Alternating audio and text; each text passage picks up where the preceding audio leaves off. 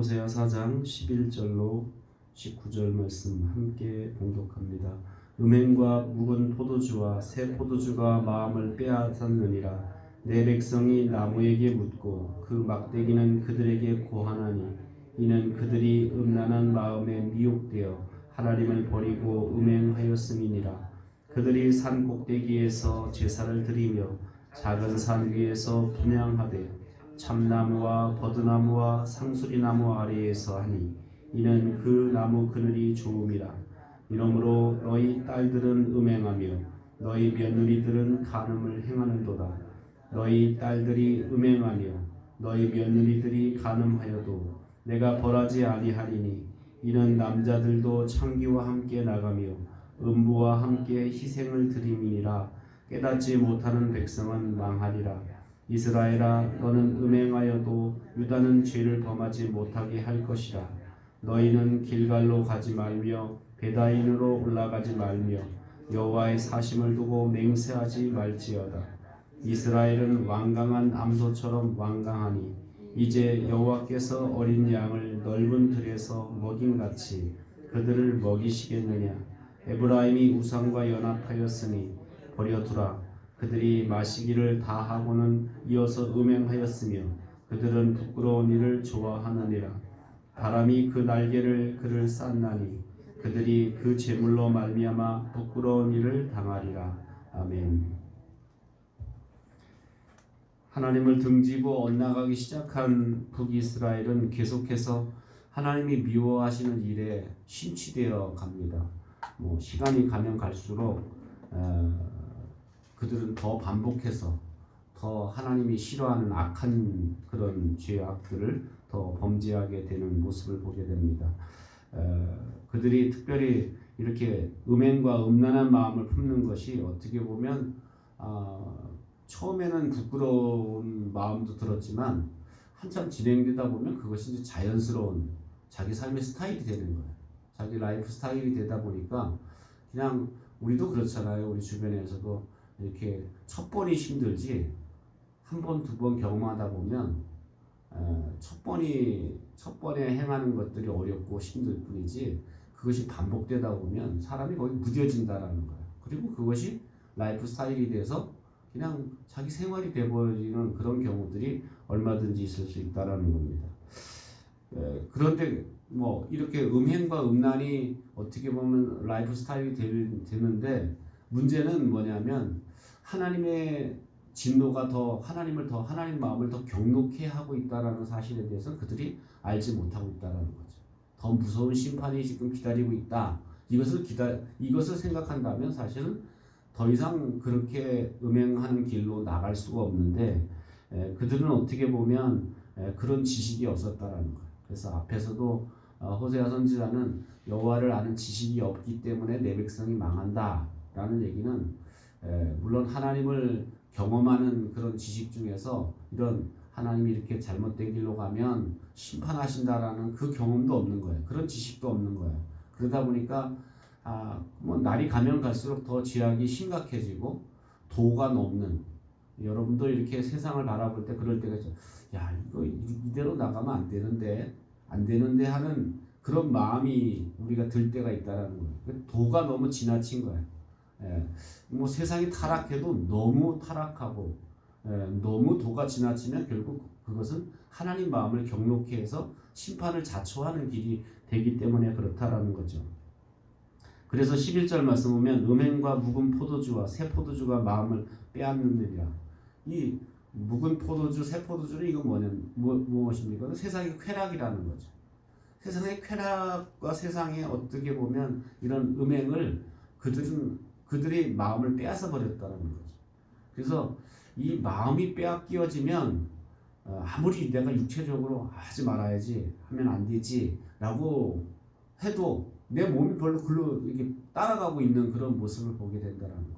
그래서 이게 마음을 빼앗기지 않는 것이 중요한데, 그래서 우리가 무엇보다 지킬 만한 것보다 마음을 잘 지켜야 되는 이유는 마음이 빼앗기고 마음이 넘어가 버리면 그 다음에는 아무리 옆에서 해초리를 들고 매를 들어도 할 수 없다라는 거예요.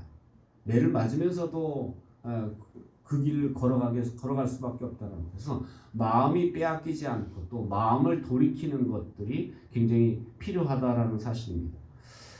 그들은 그뿐만 아니에요. 뭐 참나무 밑에 가서 버드나무 밑에 가서 또 상수리나무 아래 가서 분향하고 그 나무에게 묻고 또 나무가 대답하기를 이렇게 기다리고 있는 그런 모습을 보면 정말 한심하다라는 거예요.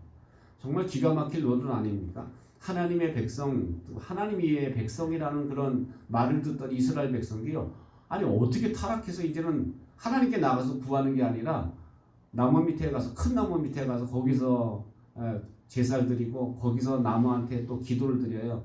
어떻게 했으면 좋겠냐? 우리 딸이 이런 문제가 생겼는데 어떻게 해결해야 되겠냐? 또 나무가 뭐라고 대답하는가 또 들으려고 거기서 나무 밑에서 그 짓을 하고 있다라는 거예요.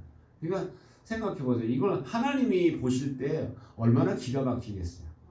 내 백성이 저렇게까지 이제는 타락해서 마음을 완전히 빼앗겼다라는 거죠. 그래서 이사야 선지자는 뭐라고 이야기하냐면 마음에 생각도 없고 지식도 없고 총명도 없다. 다 없다라는 거예요. 마음에 생각도 없는 거야.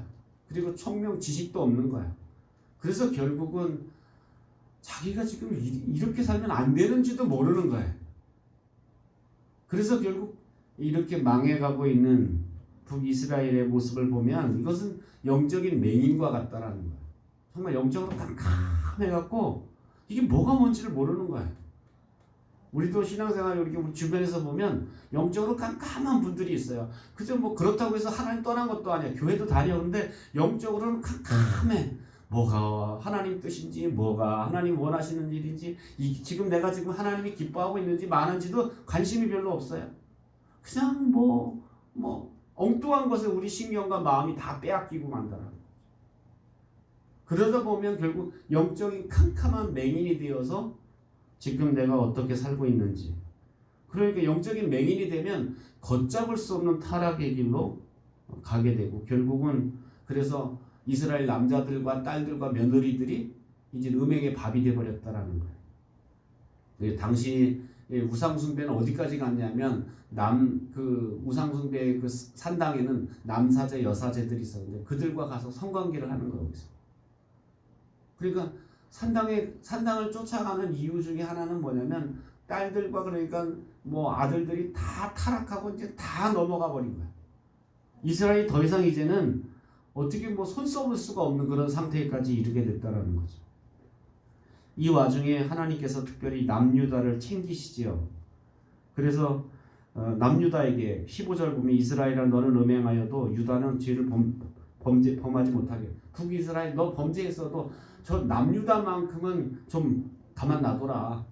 쟤네들까지 오염시키지 말아라 라고 이렇게 이야기합니다. 영적으로 패역함에서 어떻게 보면 이런 남유다를 지키고자 하는 하나님의 마음이 있다라는 겁니다. 그래서 유다에게 뭐라고 얘기합니까? 길갈로도 가지 말고 베다인으로도 올라가지 말고. 이 길갈과 베다인은 어떤 곳이냐면 이스라엘 백성들이 요단강을 건너고 여리고성을 점령한 후에 길갈에서 하나님께 그 여리고에서 갖고 왔던 요단강에서 갖고 왔던 돌을 갖다 세우고 거기서 기념비를 세웠어요. 그러니까 이스라엘 백성들에게는 길갈은 어떻게 보면 하나님이 우리를 여기까지 도우셨다라는 에베네셀의 하나님이라는 어떻게 그러면 기념비 같은 장소예요. 그런데 이제 걸로도 가지 말라는 거. 거기 갔다가는 왜냐하면 거기 지금 지역이 그 에브라임 지파가 다스리는데 그 에브라임 그러니까 북이스라엘의 대표적인 지파가 에브라임 지파예요. 그런데 그러니까 요셉의 아들이잖아요. 그 에브라임 지파 대표적인 에브라임 지파조차 이제는 다 넘어갔다라는 거예요. 망조가 들었다는 거. 그러니 너희들이 길갈 괜히 옛날 기념비 장소 그 길갈 쫓아 올라갔다가는 너희까지 물든다라는 거예요. 그러니까 유다야 길갈로도 가지 말고 베다인으로도 가지 말고 베델리도 가지 말라는 거예요. 그러니까 어떻게 보면 하나님께서 이렇게 이젠 북이스라엘이 다 망조가 들어서 다 망하게 됐는데 남유다마저 너마저 올라가서 또 그 우상숭배에 빠질까 두렵다라는 거. 그렇게 하지 말라라고 이렇게 말씀하게 됩니다. 그래서 결국은 이렇게 부끄러운 일을 좋아하던 그 백성들은 결국 더 부끄러운 일을 당하게 될 것이다. 그래서 18절 보면 그들이 마시기를 다하고서 이어서 음행하였으며 그들은 부끄러운 일을 좋아하느니라. 부끄러운 일을 좋아하다 부끄러운 일을 당하거든요. 그러니까 이렇게 어떻게 보면 이 호세아 선지자는 북이스라엘의 이런 죄악상을 이야기하면서 더 이상 이제는 이 북이스라엘이 정말 하나님을 더 이상 어떻게 더 경록히 할 수 없는 지경에까지 이르렀다.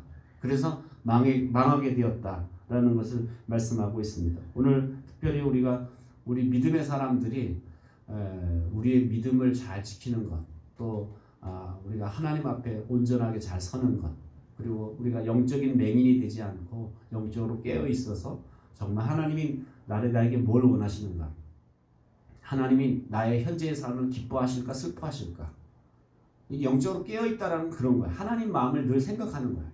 내가 이렇게 살면 안 되지. 그래서 자기 마음을 지킬 수 있는 거야. 근데 이런 영적으로 이제 아둔해지고 어두워지면 이런 게 이제 무감각해지는 거야.